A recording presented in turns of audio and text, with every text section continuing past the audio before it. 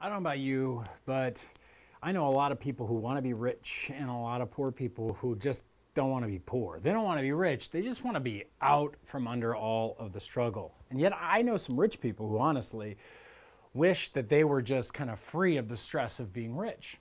Hey, here's the thing. Whether it's poverty or riches, it's difficult in this world in different ways. And you may scoff at that thought, but it's true. And here's the thing.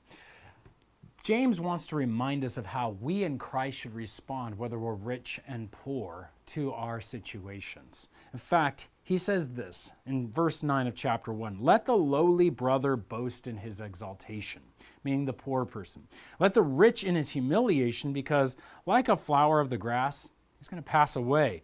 The sun rises with its scorching heat and withers the grass. The flower falls and its beauty perishes.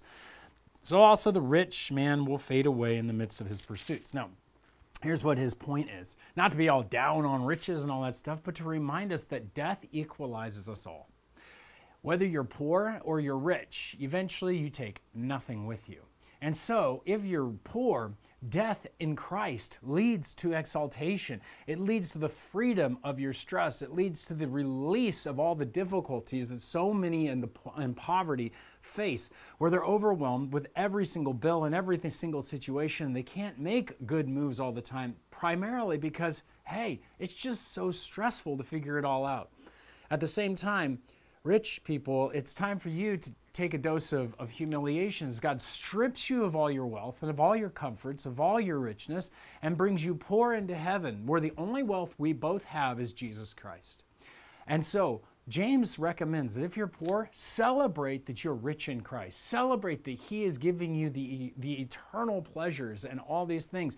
And if you're rich, humble yourself in Christ and realize none of it's yours anyways. It's all going away, and this is time to live in a manner in which Jesus is your riches, and your riches are used for Jesus. And so in both ways, we're equals in Christ. And we can step forward in this world in a way that helps one another out and celebrating what Jesus has brought us, because He's made us rich, and yet He's humbled us at the exact same time. Today, maybe God's calling you to exalt in your situation because He has made you poor and rich in Him. And maybe He's calling you to humble yourself a little bit as a rich person, as a wealthier person, middle class and up, and consider, hey, He has given me Himself, and I don't get to take any of this with me.